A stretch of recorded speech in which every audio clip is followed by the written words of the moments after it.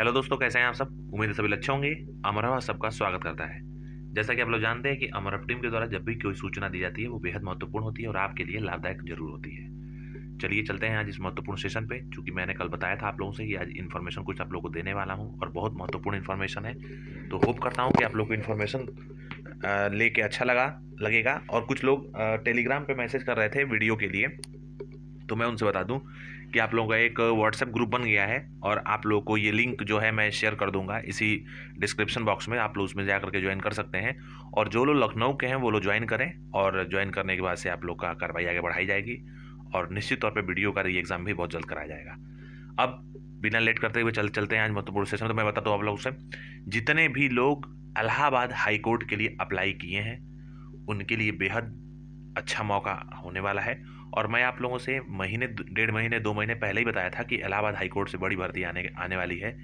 और आप लोग देखे भी, बड़ी भर्ती आई और उसका फॉर्म भी समाप्त कर दिया गया, यानी कि कल उसका अंतिम दिवस था रजिस्ट्रेशन करने का।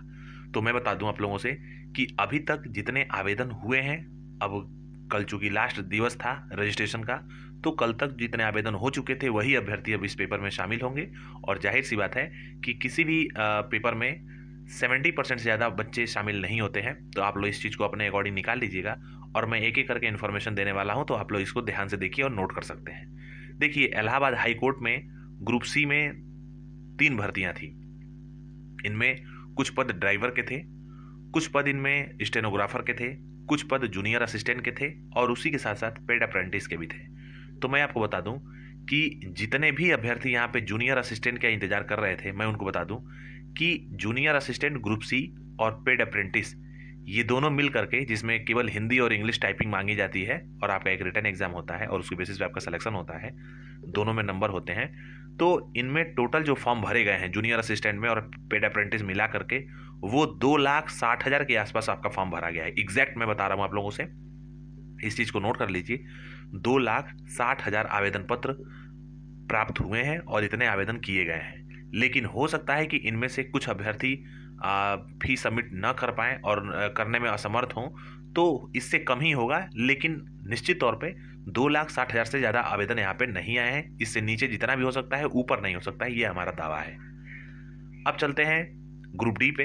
तो मैं ग्रुप डी के अभ्यर्थियों से बता दूं कि ग्रुप डी में 2,80,000 आवेदन आए हैं और इससे नीचे हो सकता है लेकिन इससे ऊपर नहीं हो सकता है, क्योंकि इतने रजिस्ट्रेशन कराए गए हैं। कल तक अंतिम दिवस तक 2,80,000 तक रजिस्ट्रेशन किए गए हैं और जो फी सबमिशन की बात है तो वो इससे कम ही हुए होंगे। तो आप लोग 2,80,000 मान के चल सकते हैं। जितने भी अभ्यर्थी यहाँ पे स्टेनोग्राफर के लिए उपस्थित हैं, तो मैं आपको बता दूं कि चाहे आपका इंग्लिश स्टेनोग्राफर हो या फिर आपका हिंदी स्टेनोग्राफर हो, इंग्लिश में 300 के आसपास सीटें थी, 300 प्लस, और हिंदी में 800 के से ज़्यादा ही सीटें थी, 881 के आसपास सीट थी। तो इन दोनों को मिलाकर के 1200 सीटें हो रही हैं। तो इन 1200 सीटों के लिए, यानी कि स्टेनोग्राफर 1200 सीटों के लिए जो आवेदन पत्र कल तक प्राप्त हुआ था शाम तक, वो 38,000 आवेदन पत्र जो है वो प्राप्त हुआ था।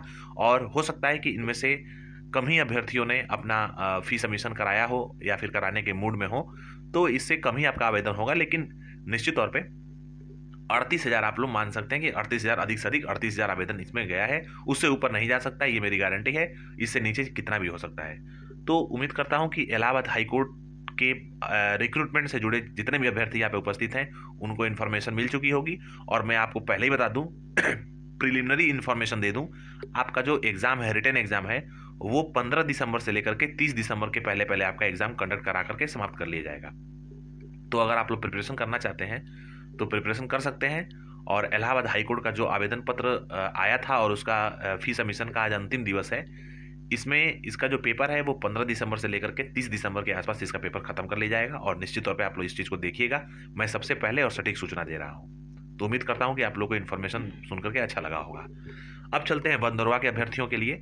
तो वन दरोगा में जितने भी अभ्यर्थी शामिल होने के लिए आवेदन पत्र अपना आवेदन किए हैं ऑनलाइन, मैं उनको बता दूं कि जो टोटल आवेदन प्राप्त हुए हैं आयोग को, वो 2,10,000 के आसपास आपका आवेदन प्राप्त हुआ है वन दरोगा के लिए। अब इसमें कितने कट ऑफ जाएगी कि मुख्य परीक्षा के लिए कितने अभ्यर्थियों को बुलाया जाएगा, तो मैं आपको बता दूं कि इसमें साइंस स्ट्रीम के अभ्यर्थी ही शामिल होने वाले हैं और जो या फिर जो इंजीनियरिंग बैकग्राउंड के हों या फिर जो एग्रीकल्चर बैकग्राउंड के हों, वो ही अभ्यर्थी इसमें शामिल होने वाले हैं। तो 2,10,000 के आसपास इसमें आवेदन पत्र प्राप्त हुआ है। और जो इसका कट ऑफ है, मैं आपको इसका जो कट ऑफ है उसको मैं आपको बता दूं। अगर आपका, एक बार ध्यान से सुन लीजिए, अगर आप जनरल कैटेगरी के हैं और 70 नंबर, जी हाँ, आपका रॉ मार्क्स यानी कि जो नॉर्मलाइज मार्क्स है वो अगर 70 नंबर आपका है, तो आप लोग तैयार रहिए। निश्चित तौर पे आपको मुख्य परीक्षा की कॉल आएगी। अगर आप जनरल कैटेगरी के हैं और 70 नंबर आपके बन रहे हैं और आपने वन दरोगा में आवेदन किया है, तो आपकी कॉल आने की लिए संभावना निश्चित तौर पे है। अगर इससे कम है तो मैं उम्मीद करता हूँ कि आप लोग तो ठीक है, फॉर्म तो भर ही दिए हैं, लेकिन आगे की भी प्रिपरेशन कर सकते हैं और इससे कम होने का चांसेस बहुत ज़्यादा कम है, बहुत कम है कि इससे कम जाएगी मेरिट। तो 70 के आसपास अगर आप जनरल कैटेगरी के हैं और नंबर आ रहे हैं पीईटी 2021 में, तो आप वन दरोगा के लिए एकदम प्रिपरेशन कर सकते हैं। और इसका सिलेबस जो है मैं आपको बहुत जल्द बता दूंगा, ऑफिशियल सिलेबस, तो उसके लिए निश्चिंत रहिए। आप लोग को इधर उधर भटकने की बिल्कुल आवश्यकता नहीं है, क्योंकि आप लोग को पता है कि मैं सारी चीज़ें, इन्फॉर्मेशन आप लोग को ऑथेंटिक देता हूँ। और इसके साथ ही साथ जितने भी लोग ओबीसी, एससी, एसटी और फीमेल ईडब्ल्यूएस जो लोग आवेदन किए हैं वन दरोगा के लिए, उनका कट ऑफ जाहिर सी बात है कम ही रहेगा। लेकिन मैंने जनरल के बताया है कि 70 नंबर के आसपास अगर आपका जनरल में है तो निश्चित तौर पे आपको कॉल आएगी मुख्य परीक्षा के लिए, तो आप लोग इसके लिए प्रिपरेशन कर सकते हैं। फॉरेस्ट गार्ड की बता दूं, सबसे सुनहला गोल्डन अपॉर्चुनिटी जो है वो फॉरेस्ट गार्ड के लिए है, जो 2019 में आवेदन किए थे और इनका पेपर हो चुका है और स्कैनिंग का काम भी समाप्त हो चुका है। इनका जो रिजल्ट है वो फरवरी माह में आ जाएगा, उसके लिए परेशान मत होइए आप लोग। लेकिन इसमें फिजिकल चूंकि काफ़ी टफ है, तो आप लोग फिजिकल की प्रिपरेशन कर सकते हैं। और मैं जितने नंबर बताने जा रहा हूँ, अगर आपके उतने नंबर हैं तो आप लोग कॉपी पे कहीं नोट कर लीजिए, आपका फाइनल सिलेक्शन हो जाएगा और आप लोग ज्वाइनिंग ले लेंगे अगर फिजिकल निकाल लिए तो आप लोग ध्यान से सुनिए, जितने भी फॉरेस्ट गार्ड के अभ्यर्थी हैं, अगर आपने 2019 में आवेदन किया था और पेपर दिए हैं तो फिजिकल के लिए तैयारी करिए। जैसे कि मैं नंबर बताने जा रहा हूँ, अगर इतने नंबर आपके आ रहे हैं तो आपके घर एक नौकरी मिल गई, आपको सरकारी नौकरी मिल के रहेगी निश्चित तौर पे। तो चलिए चलते हैं। मैं बता दूं कि अगर आप यूआर कैटेगरी में हैं, अनरिजर्व्ड कैटेगरी में हैं और आपके 142 नंबर बन रहे हैं, तो निश्चित तौर पे आप सेलेक्टेड हैं। अगर आपके 142 नंबर हैं तो आप सेलेक्टेड हैं। अगर आप ओबीसी कम्युनिटी के हैं तो आपके अगर 136 क्वेश्चन 136 नंबर बन रहा है तो आप सेलेक्टेड हैं। अगर आप एससी के हैं और 128 नंबर बन रहा है आपका, तो आप सेलेक्टेड हैं और निश्चित तौर पे आप सेलेक्ट हो जाएंगे। अगर आप ईडब्ल्यूएस के हैं यानी कि इकोनॉमिकल वीकर सेक्शन के और आपके 125 नंबर बन रहे हैं, तभी भी आपका फाइनल सिलेक्शन निश्चित तौर पे हो जाएगा। आप लोग इसके लिए प्रिपरेशन कर सकते हैं फिजिकल के लिए। और आप फीमेल अगर हैं, अगर आप फीमेल बैकग्राउंड की हैं और आपके 120 नंबर बन रहे हैं, तो निश्चित तौर पे आपको फिजिकल की प्रिपरेशन करनी चाहिए, क्योंकि आपका फाइनल सिलेक्शन भी हो जाएगा इसी नंबर पे। तो उम्मीद करता हूं कि ये आप लोग नोट कर लिए होंगे और चीज़ों को समझने की कोशिश करेंगे। और रिजल्ट आपका फरवरी में आएगा, तो रिजल्ट का इंतजार ना करें, आप लोग केवल अपनी फिजिकल करें। जैसे कि मैं नंबर बताया हूं, अगर इसके आसपास आपका नंबर है तो आप फिजिकल कीजिए, निश्चित तौर पर आपका सिलेक्शन हो जाएगा, घबराने की आवश्यकता नहीं है।